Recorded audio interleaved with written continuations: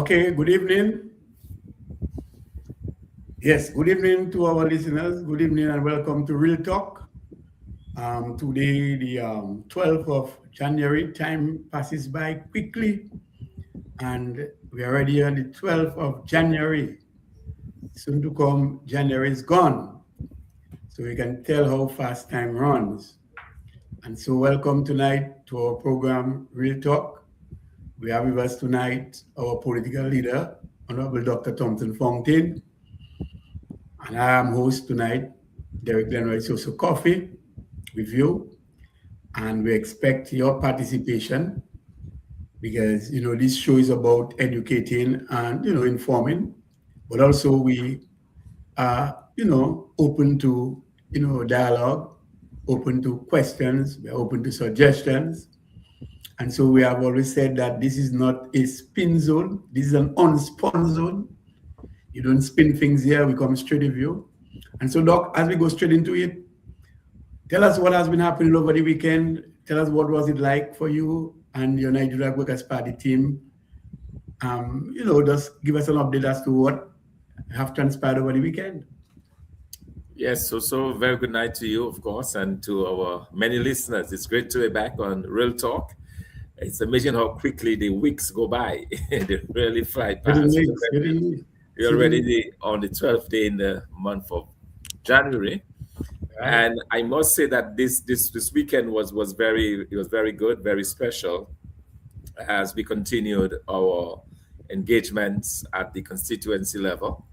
Myself, the president, and a couple of members of our team, we actually attended church service in a very scenic and beautiful village, a fishing village of Saint-Sauveur. Very tiny village, but one with quite a lot of history and really beautiful, very scenic. And so it was great. We were able to be there and spend the time with the people, greet persons who came, and of course engage them. I was able to officially send New Year greetings to them. They graciously allowed me to send New Year greetings, to his congregants. I was very thankful for that opportunity. And just the engagement with the individuals, both before we got there very early, and we were able to spend some time with them, and that went very, very well. So we are very thankful for that. And so it was a good day. It was good, a little bit different, but certainly something that we enjoyed, so that was good. That was very, very good and very encouraging to see, the response of the people and what they did and what they told us. Absolutely. Oh, yes, certainly. And it appears that you all had a wonderful, day. And it is nice hearing that, the United Workers' Party team Dominica was welcome in this regard. And we do want to thank the many persons who have been engaged with us and to at least welcome the team in Saint-Sauveur. Saint-Sauveur is a fishing community, as we know. And I just hope the fisher folks out there, happy catch all through this year, so that they can bring some earnings. We were told sometimes people make $45,000 a day in fishing. Well, I don't know where that figure came from, but if such is the case, and this is a fish farming community, then obviously we wish that you can actually get some of that proceeds. But it is very interesting that you mentioned that, because when I had a chance to address, some of the people there, I reminded them that as a child, I would walk from Glenroy to Saint-Sauveur, because it's just a very quick walk. It took us less than an hour just to walk from Rosalie across there. You had a nice track there. And that as a kid, we would come then get our balao and our flying fish. Wow. In particular, during those times, we catch a lot of very good, especially flying fish, And but that does not happen again. We were hoping by now that the road would have been built.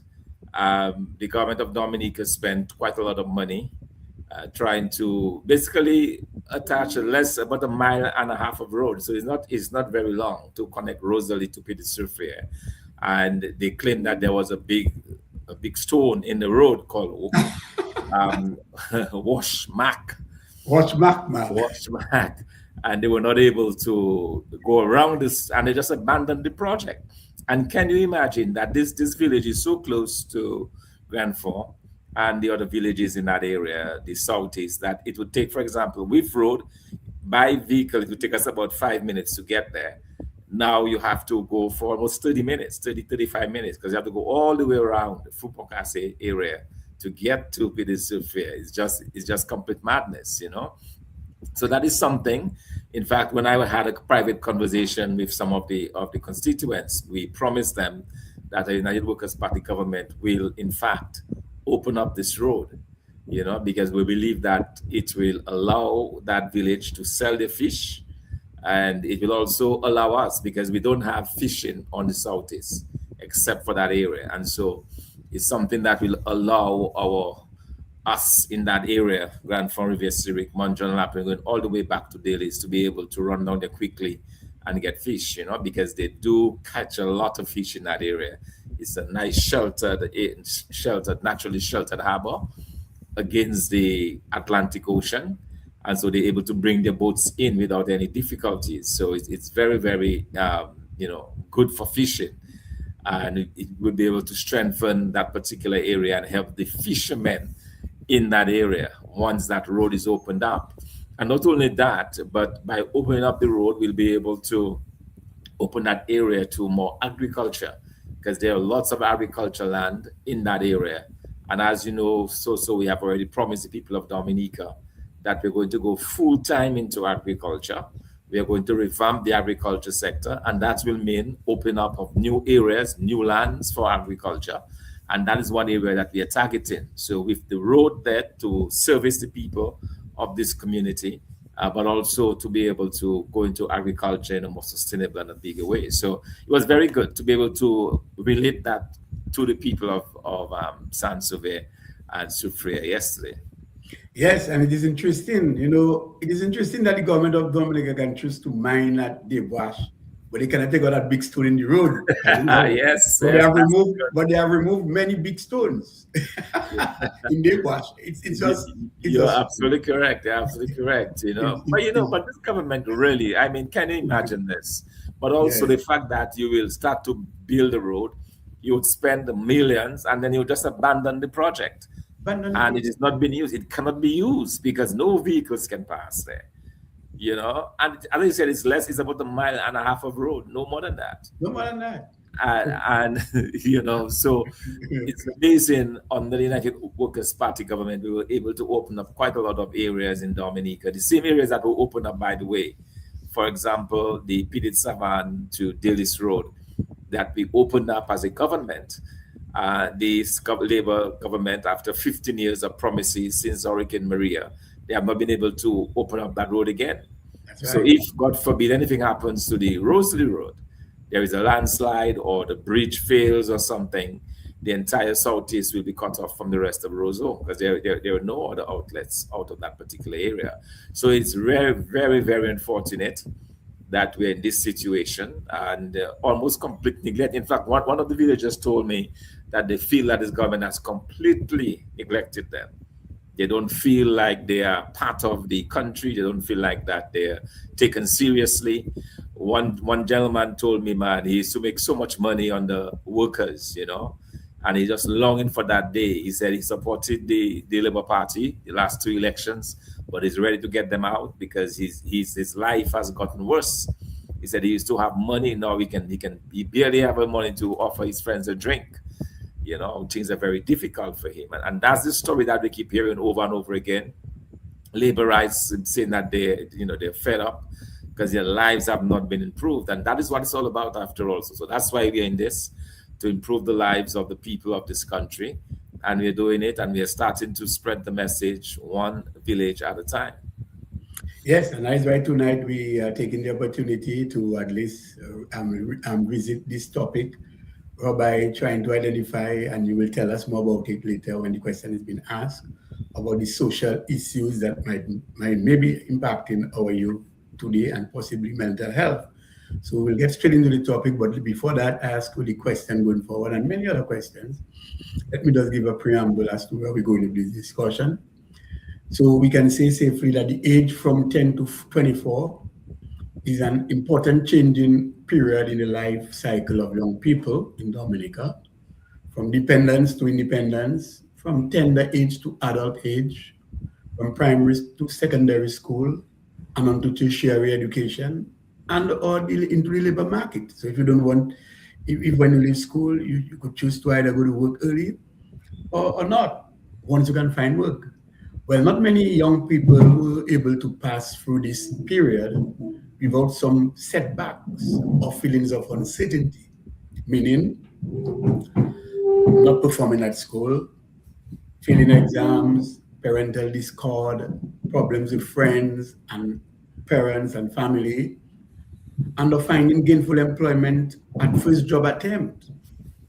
In such cases, these life changes or challenges will be short-lived or transitory and have hardly any influence on the young people's lives.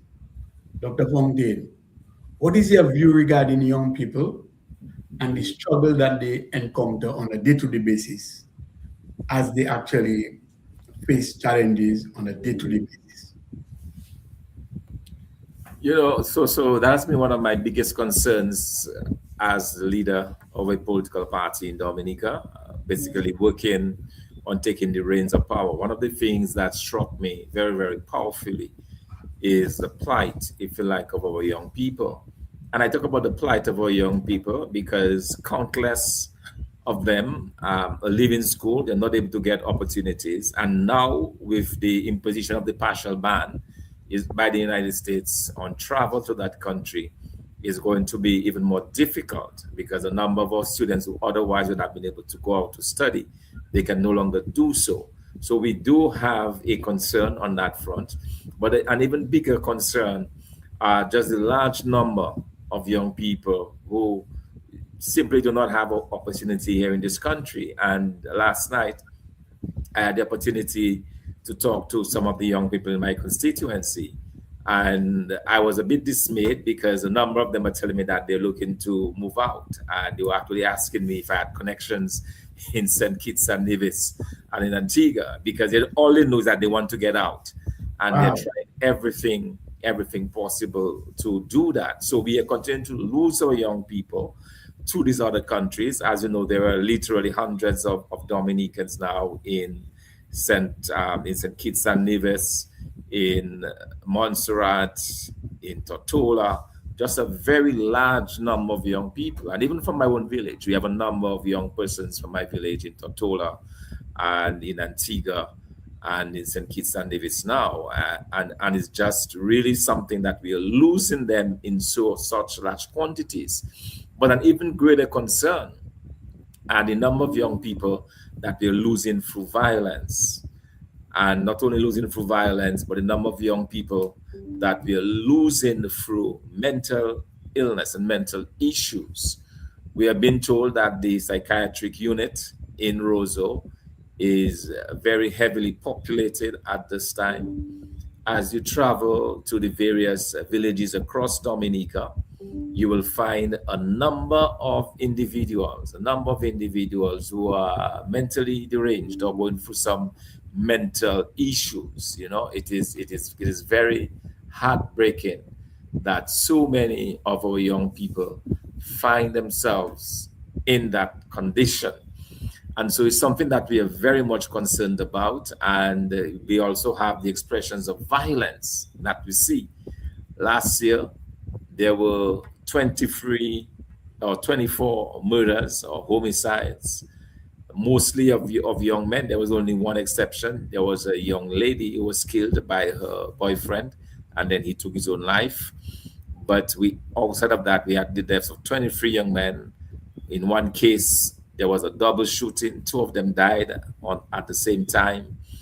And, we just continue to see that repeating over and over and over again. And already this year, Thankfully, the young man did not die, but there was a shooting, a drive-by shooting again in the village, in the town of Portsmouth. That happened just 2 days ago. Another young person shot.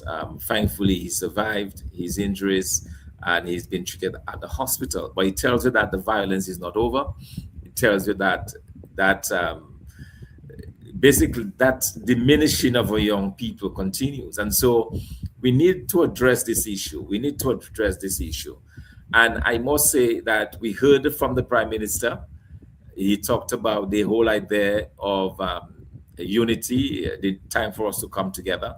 But we did offer to the Prime Minister of Dominica, we offered the expertise, we offered the council, we offered the grouping of the opposition to set up a bipartisan committee that will look at this issue of violence, that will take this issue of violence very, very seriously. We cannot continue to lose our young people to violence.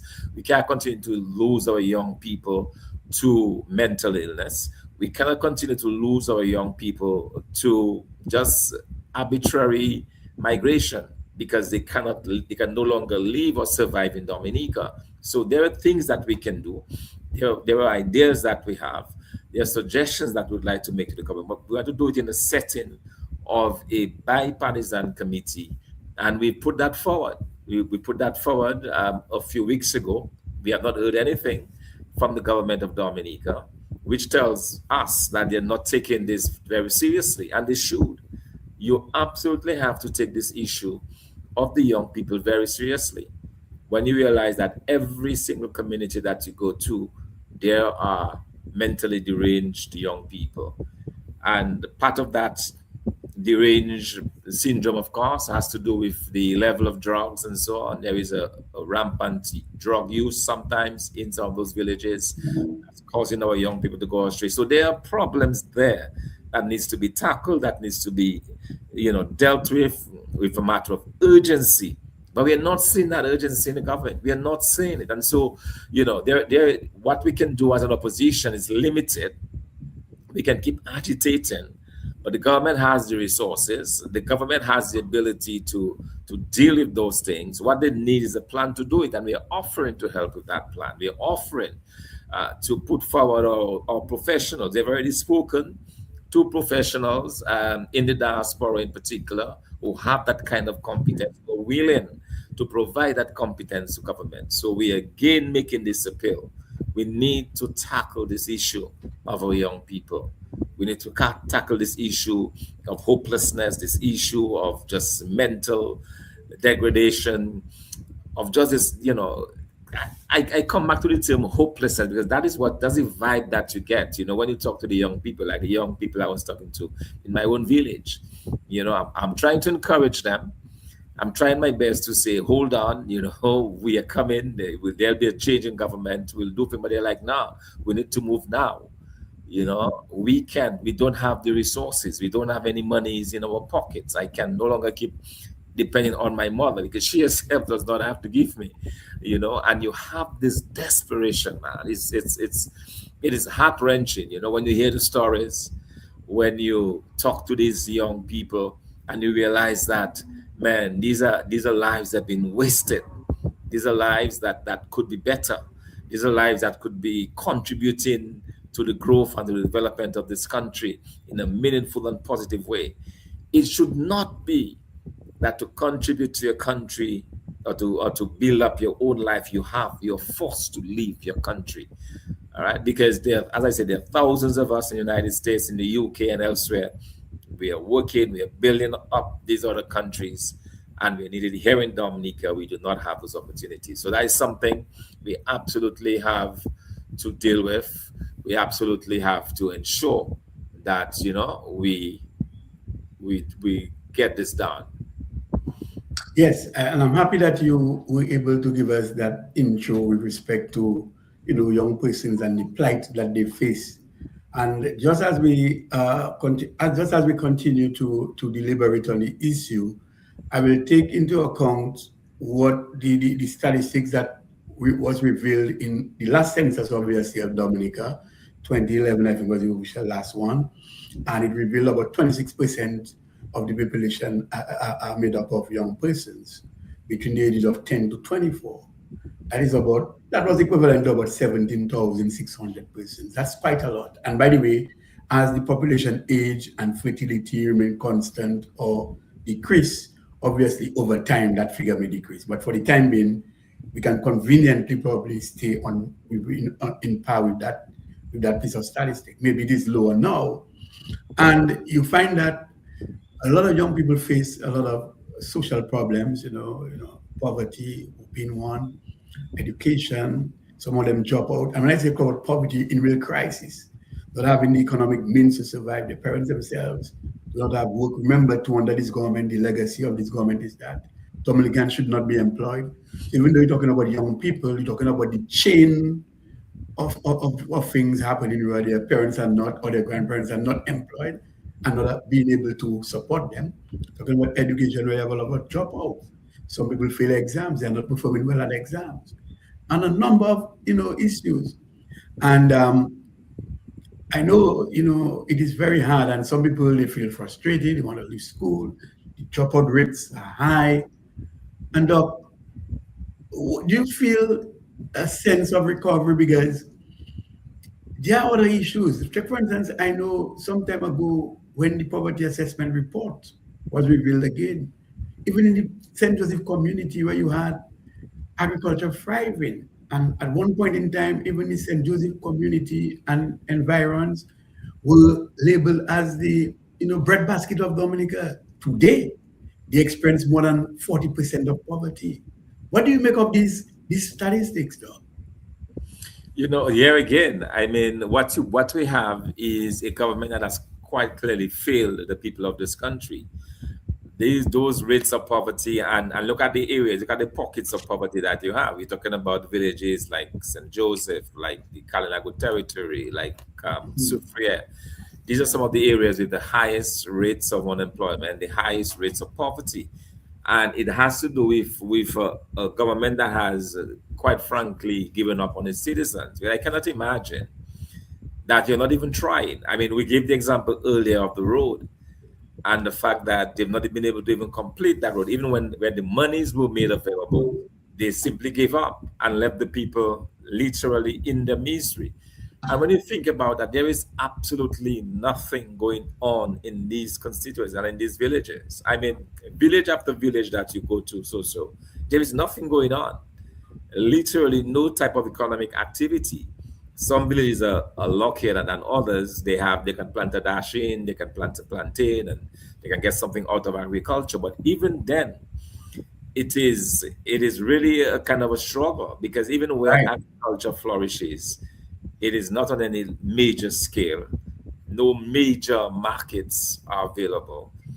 It is still a lot of huckster-driven trade that we have, and you have all of those issues, and these numbers that you quoted are not at all surprising to me, because you see it, you live it, you feel it on an almost daily basis, that the people are suffering, that the poverty levels are high. And as I said, it's even worse when it has to do with young people. When a 19 or 20-year-old should be dreaming of a life, of a good life and so on, they're literally worried to death. They're concerned. They don't have what it takes. Yes. And I don't know that the government can be in office for so long and be so uncaring, especially a government that had access to so much resources, that had so much available at its disposal to improve the lives of the people, to make a difference. None of that happened. Instead, we saw, money's been hidden overseas in bank accounts. We saw money's been given to all sorts of foreigners and so on, and the people of Dominica continue to suffer. And it is taking a very heavy toll on the young people of this country. Our young people are suffering, our young people are hurting, and we need to address this issue, and we need to address it quickly. Yes, and so it leads me to the question, or to come to know, because ending poverty or a mere reduction of poverty, is an overarching objective, of the Sustainable Development Goals. And I know that you, as the leader of the United Workers' Party, you have proposed that 10 pillar plan to bring some level of, recovery and resuscitation in our economy. What can young people be assured of in this 10 pillar plan that for sure will spur them and inspire them to have hope and to see a brighter future ahead of them? Because some of them live in deplorable conditions. They cannot even bring their friends at their homes where they do not live in suitable homes. All these things can impair on their mental health. And so, what is it that in the 10 pillar plan that suits young persons that will allow them to say yes, at least? Because it's something that we have been saying all along, but it is worth repeating that young people hear what is there for them so that they can at least have that hope and confidence in actually retaining themselves or staying to help in nation building. You know, there is so much that needs to be done as far as that is concerned. And again, talking to some persons in the apartment buildings that were just built, they have two main problems. One problem is that the apartments do not belong to them. And I'm going to address your question. I want to put No that problem. That's part of it. preamble. Yeah. There are two major problems. One is the buildings do not belong to them. They have zero ownership. The second one is that a number of these apartment buildings are leaking. They're Leaking. they're leaky or they're leaking when rain falls. This young person told me that they can't sleep. When it is raining in the room because all the bed gets wet. From the rain, and these apartments were hastily built of subpar quality. And I also fear that they may very well be mold infested because anytime you have anytime you have water going into a building like that on a consistent basis, that is going to set up mold. And I was warning that the people need to be careful that they may fall sick, because of this mold infestation. And so you have this situation, even the young people are confronted with that. And so our 10 pillars, as we say, there is a pillar for our youth, and the focus there or the aim of that pillar, specific pillar for the youth, is to not only to retain them, that's part of it, to retain our youth in Dominica, but also to improve their livelihoods. Okay. So at the heart of that strategy is job creation, because the young people are the ones that will get the jobs in the factories, that will get the jobs in supporting agriculture. I know a number of them may not necessarily want to go back to the field. Some will, but there are jobs that will be created in marketing, in advertising, different support services in shipping, in transportation, and so on. There are different support services that will be added or will come on stream as a result of a revamping of the agriculture sector. So lots of jobs will be opened up in this area.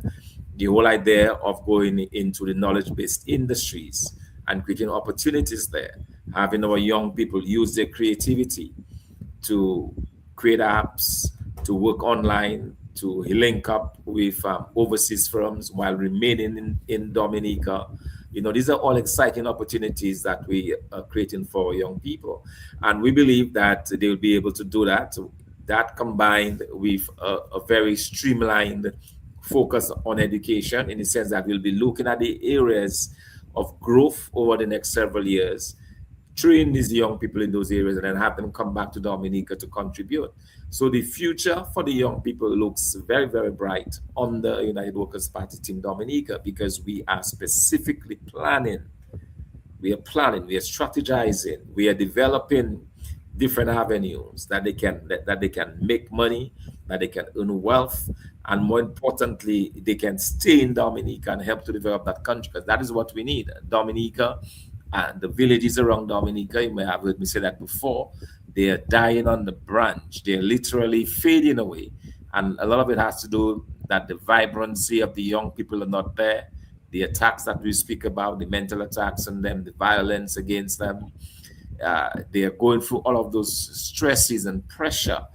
And we believe that when we're able to develop these young people, when we're able to create these avenues to allow for sustainable jobs, in the factories that we plan to build, the water factories, the manufacturing plants, the agro-processing plants that will definitely set up around Dominica, there will be opportunities for the young people. And in addition to that, we'll be taking care of the mental health issues. We believe that a drug rehabilitation center in Dominica is needful at this time.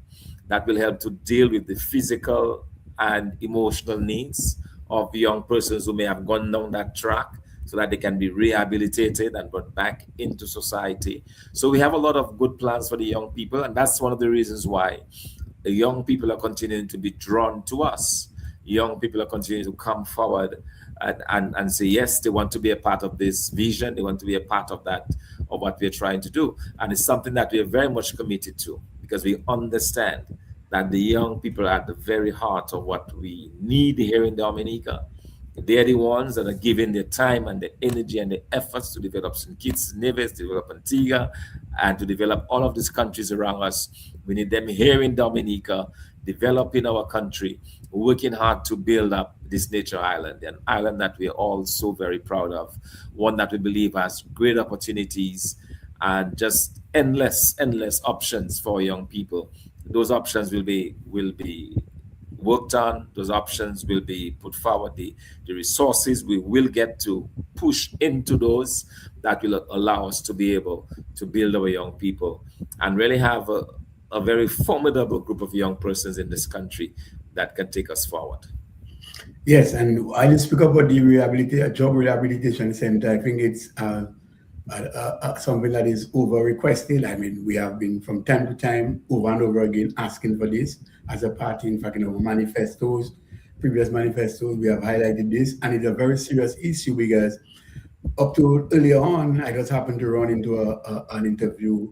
It was done by one of the guys, taking jobs in Roseau. He was interviewed by two young ladies, and he actually said, look, he would have been probably some miles ahead of his ordeal if at all a job rehabilitation center was established, because the right personnel would have been there to guide him, and probably he would have taken the necessary steps to be properly rehabilitated. In the absence of that, he feels that that in itself was a neglect, and that in itself has caused him not to be able to get over his drug ordeal.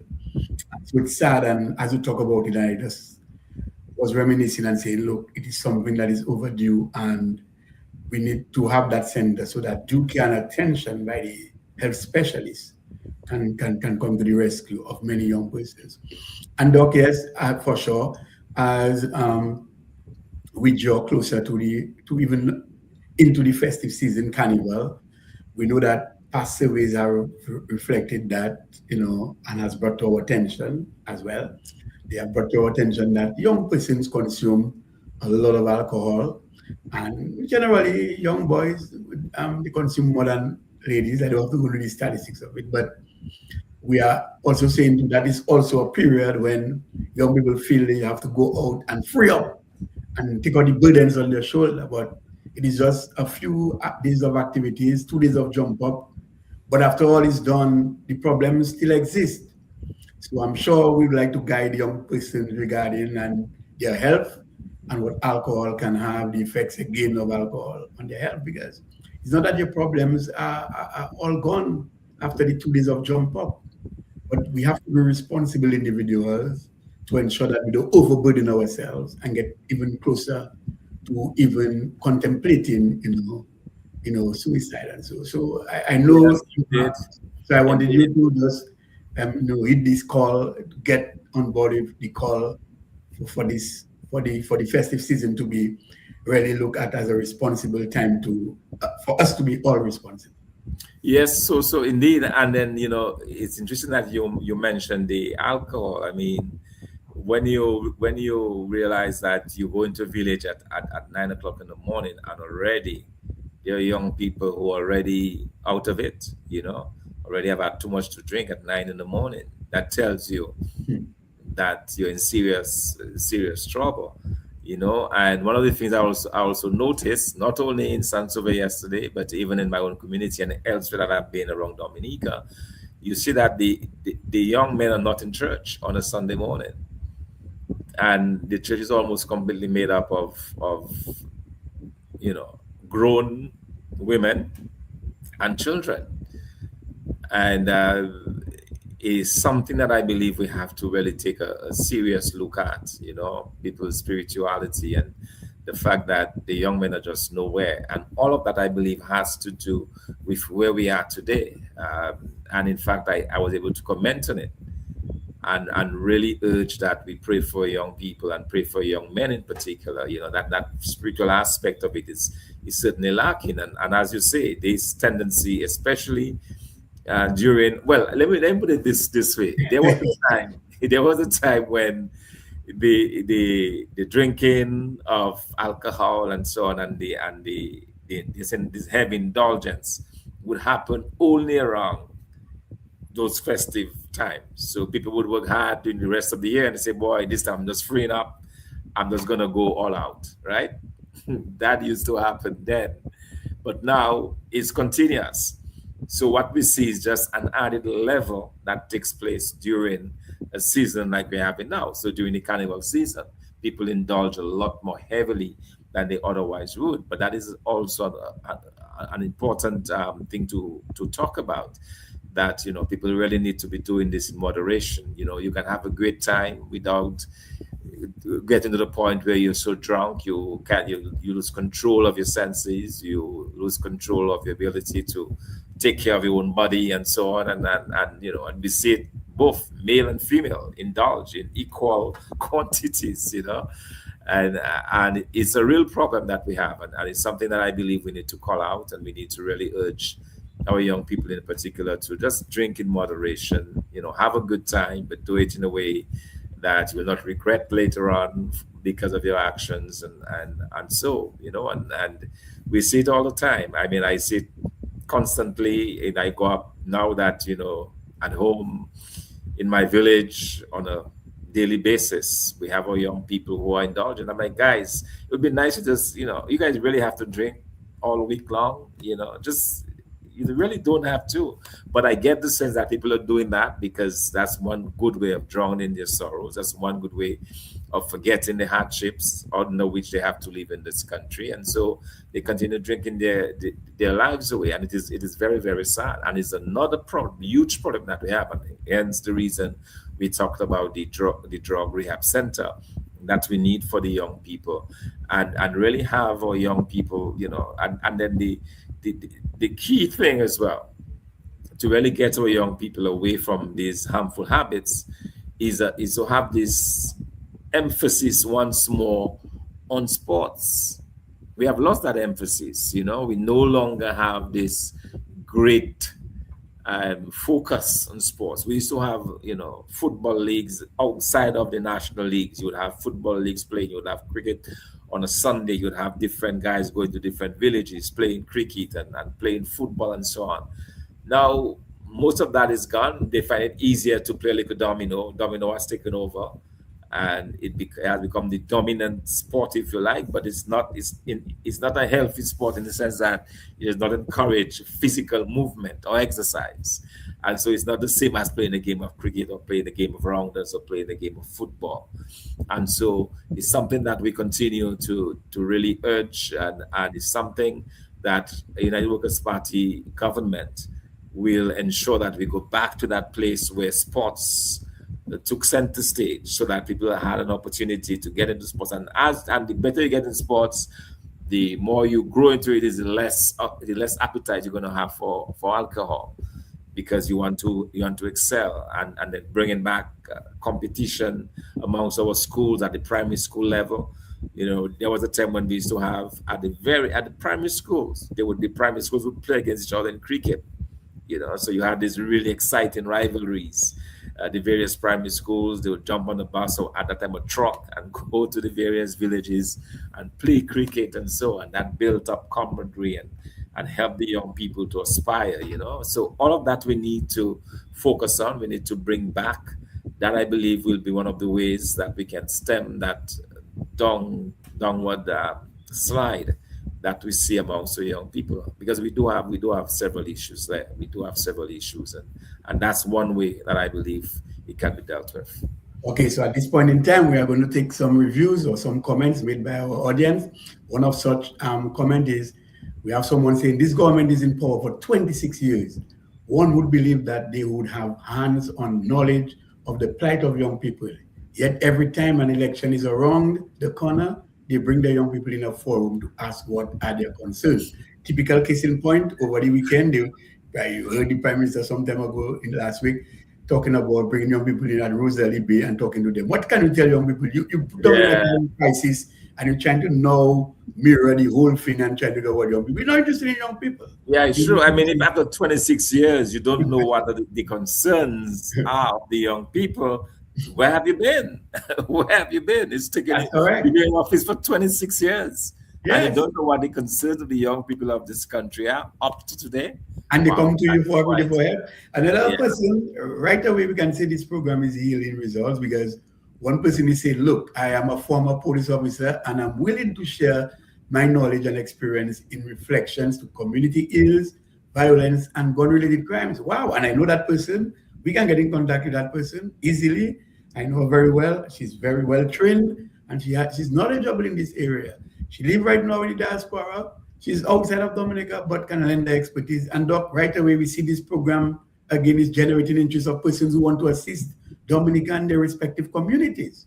Yes, absolutely. That's exactly what we were talking about at the beginning, that there are people who are willing to give their expertise and the time in a bipartisan way to tackle that issue of the young people and the concerns and problems that we have with our young people.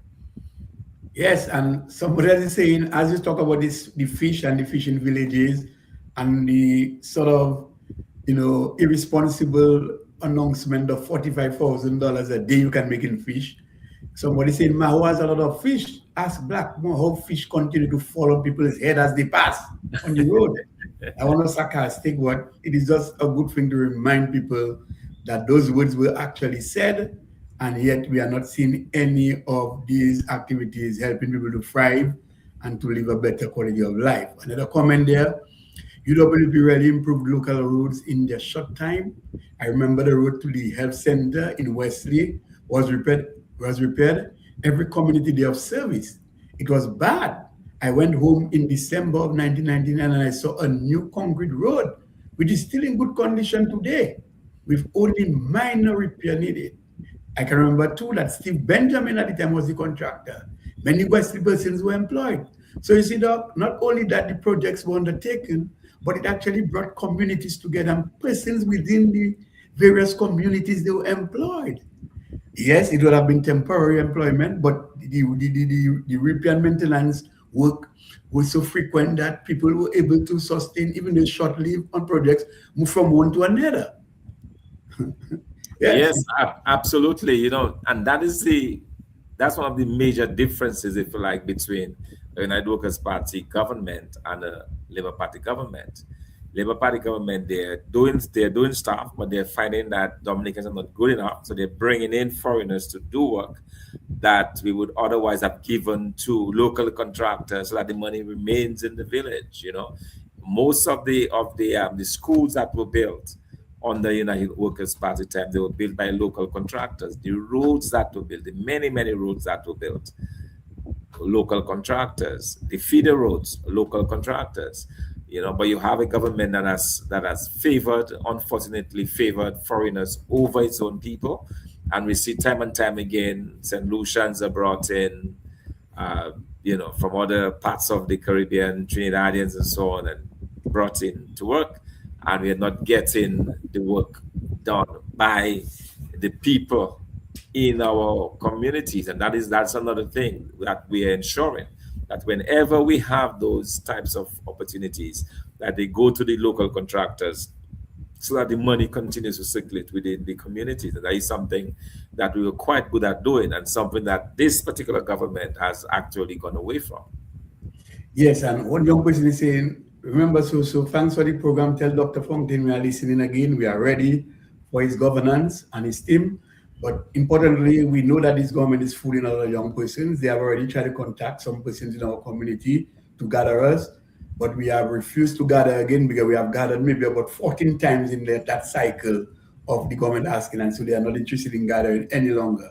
So yes, they have feedback, but I will still say if there is something that the government want to say, you could listen. But the point is, the young person is saying, look, they have been doing that over and over again, and it's just a cycle of lies. And and I just believe, like I've said before, that the Prime Minister who has put Dominica on all under that pressure with respect to visa restriction, just want to just mirror the issues to get away from the talking points. But it's not going to get away because the young people are suffering.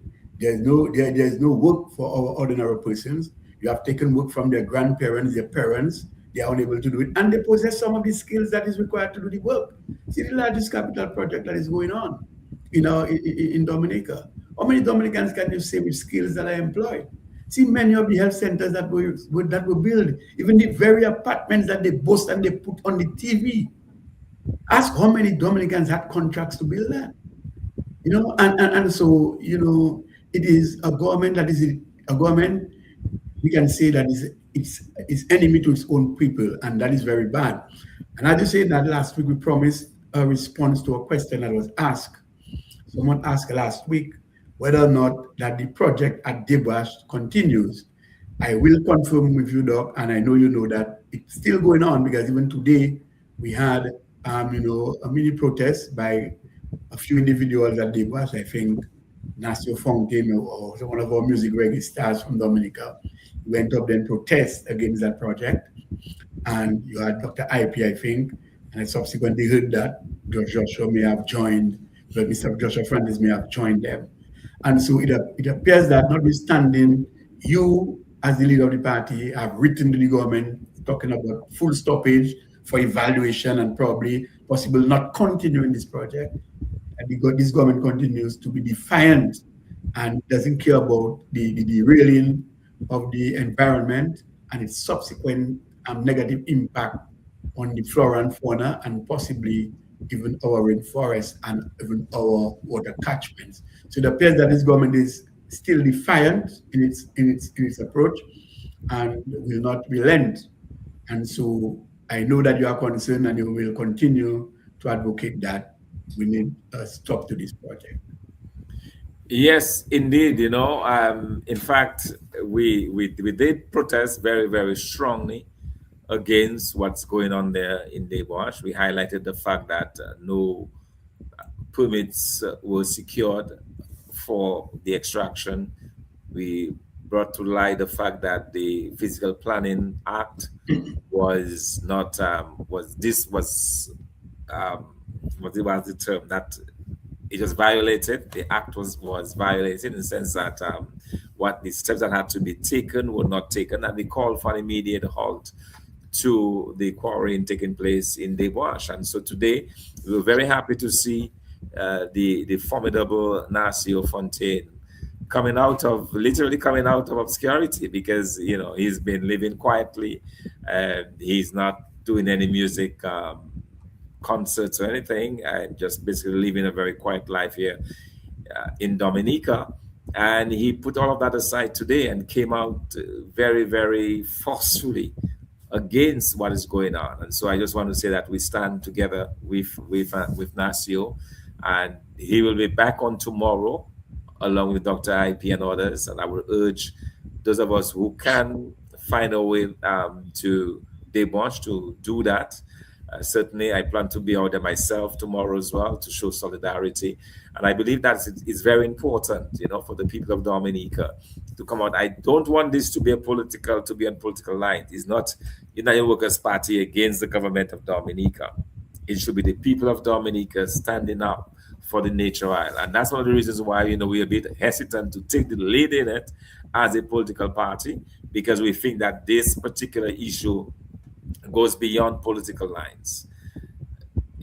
Labor rights, as well as the Workers' Party supporters and others who may not have any affiliation, who may support any of the other parties, that they should look at this as a serious, serious problem for us in Dominica. When we can deface our mountains, when we can spoil our rivers, when we can do it in such a horrible manner, because you can feel and you can see already the destruction that is taking place there. This is a disaster in the making. a disaster in Debash in the making, and it's something that needs to be stopped. And I'm very happy that Nasio has added his voice to this, and I believe that will help. It will help bring more international attention to it. Already, the news has gone out far and near, and I'm sure that we'll see a lot. Hopefully, it will bring a good result because we need that project stopped. We need that project ended in Debash, and hopefully, the authorities will hit the call. All right. So again, those who can tomorrow come out in support and let us continue to send a very strong message to this government that this project is not worth it. And as Nasio said so clearly, the project, what is the benefit to Dominica if you build an airport and you lose your country? If you lose the nature isle of Dominica, then it's useless. Why would you even want an airport? You want an airport so that people can come and see the nature isle, but you should not destroy the country to get an airport. And I'm sure that there are alternatives that can be had to secure whatever it is that they claim they need. Those rocks, I'm sure Collio has the same volcanic material that is needed. There are other areas that are already exploited that can be used to get the same thing that they're going for there in Debash. And so we hope the point is made and that cooler heads will prevail and that we'll see a reversal of that particular project. Yes, and it makes sense, though, because you see, let us be straight here. I mean, I support the advocacy work that is going on with respect to talking about, opposition to what is happening at Debash. Because let us be real.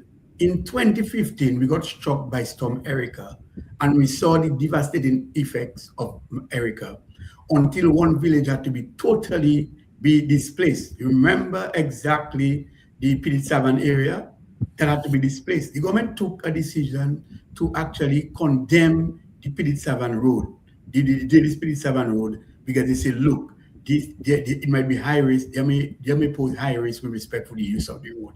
You displace a village, subsequently the village are somewhere else, which means that you understand what soil erosion is, what you're talking about, landslides and the undermining of vegetation is. Okay, fair enough, that happened. Today, you are creating a man-made situation. Remember, it was a storm. It was inevitable. I mean, a storm, we couldn't stop it.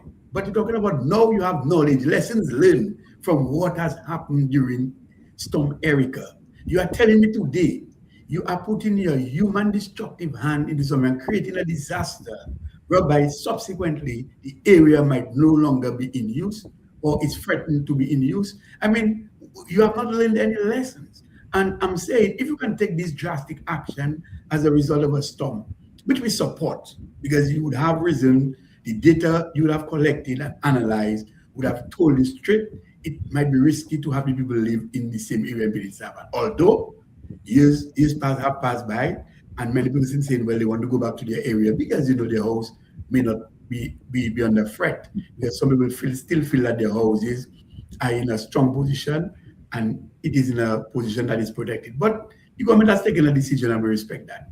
But today, you have patriotic Dominicans calling on you just because you want to fulfill a project. I'm not saying stop the airport. We are saying there are alternative sites that you can get the raw material that you require. But where you are doing this project now, stop it.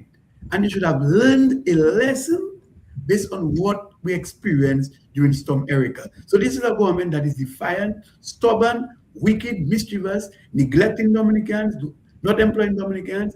It is its biggest enemy to its people. It does not care about the well-being of its people. And it's just sad to see how government can actually react like this. Someone is saying, yeah, I was shocked when I was home in July to see the Wesley Health Center falling apart. On the other hand, the Wesley Government School was built. Let me see that. Yes. On the other hand, the Wesley Government School was built by a contractor from Calibishi around 1983. The school was standing without any structural damage until it was demolished for the airport project. I believe if the government was using our local contractors, we would have much better contractors and more skilled workers. Now that we have more civil engineers, our local construction industry would have sort of elevated. Doc, your response? Oh no, without a doubt. That is, I mean, I could not agree more. The fact that we already had, and if you look at all of the major landmarks around Roseau, the old ministerial building, the social security building, the post office, the very very old post office that's now the museum, all of the buildings that have been used to house the banks and so on, all of those buildings, they were actually built by local contractors, and they have withstood the test of time. They have been there.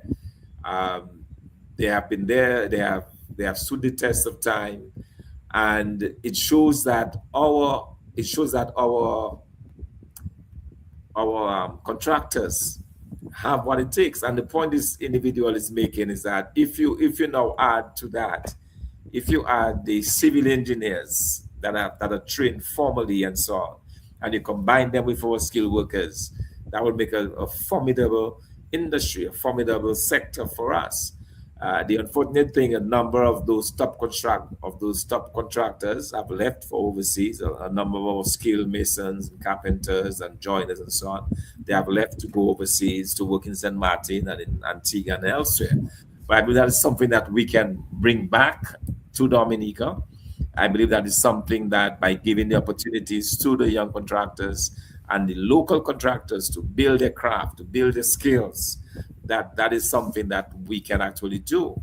And the benefits of keeping the money in the country cannot be overstated. That is exactly what we need to do. Ensure that the money stays in the country, it circulates among our people.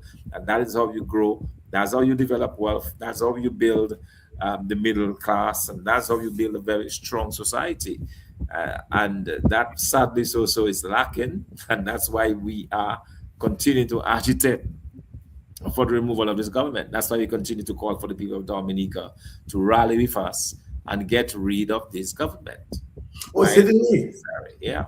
Certainly, and we understand the ripple effects or the domino effects that will have and the impact on the economy, because if your procurement is being sourced through local entrepreneurs, local business persons, and you get, I mean, not all, maybe you may have to outsource some of it, but a lot of the hardware companies, they could source a lot of the equipment and material, and so, and monies will be staying right here in Dominica, and they are the ones who actually help with respect to sort of alleviating the unemployment situation to an effect, because the private sector at least have a sizable amount of the labor force. And if you continue again to neglect your people, including those persons who have businesses, then you are just telling them later that they do not need to be open to sustain the local force. And so it's really, really an indictment of this government to just neglect all areas of interest, particularly our business persons and our young people. But we want to tell Dominicans hold strong, and that we continue to solicit your support. And we are asking that you continue to contribute, because we have a rally coming up on the 1st of February 2025 at Grand Fort. And so far, things are looking up, but we continue to ask for your support, and you must support us through Mo Banking. The ID is 555-2242, and the account number affiliated with this is 1005636. Let me repeat again, our Mo Banking ID 555-2242, and the account number 1005636. Go in there and let us have something. I know it's hard work. We ask God to bless your finances. We know you are working hard, but you are supporting a worthy cause.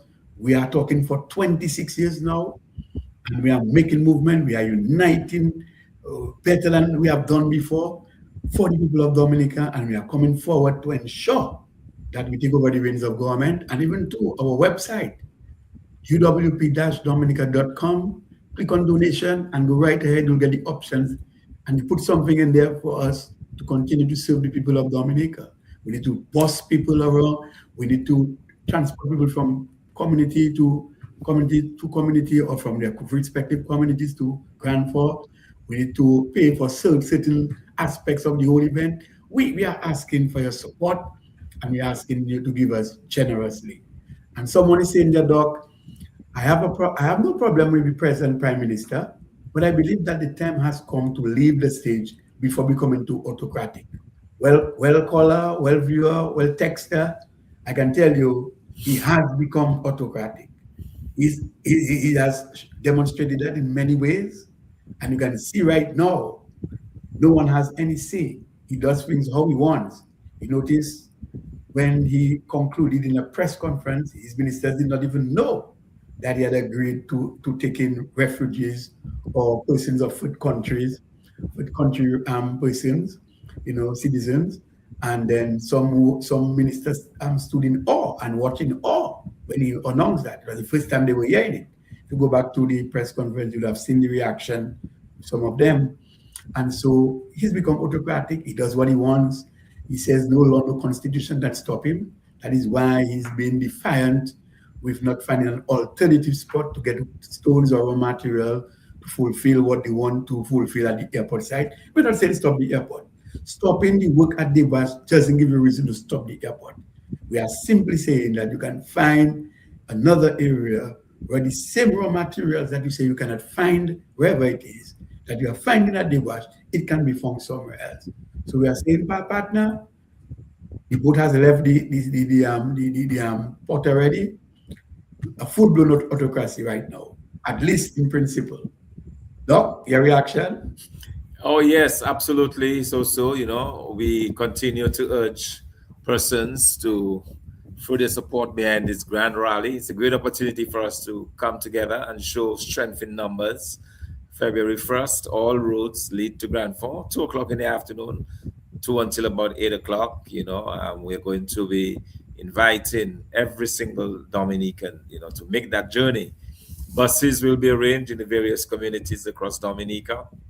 And for those of you who may be overseas and who may not be able to be there with us, you can certainly help in the effort. As Soso said, we are accepting donations towards the fraying of the costs of the rally, because we have to build a stage and so on. We have to boss people in.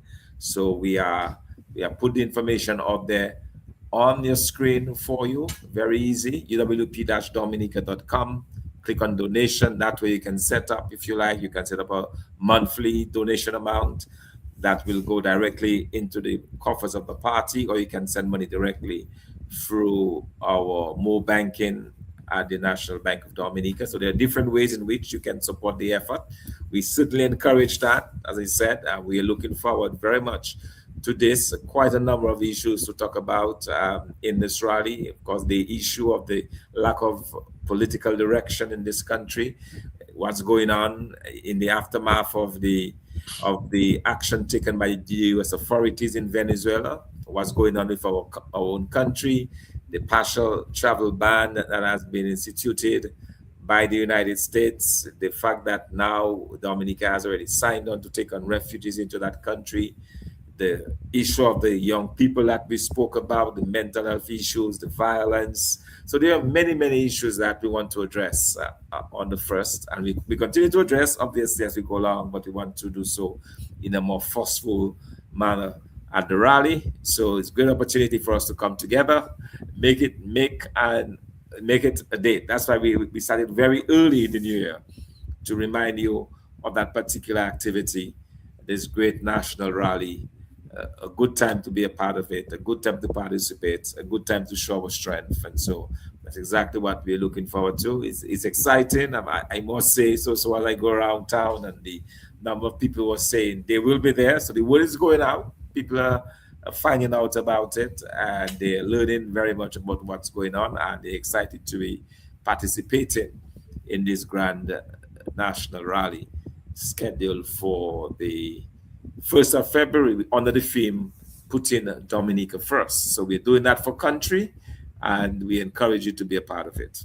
Yes, and I'm still want to encourage persons, because that's a leader who is listening, and his team, because you the people yourselves, you have been asking for an outing, you have been asking for us to mobilize and to get out.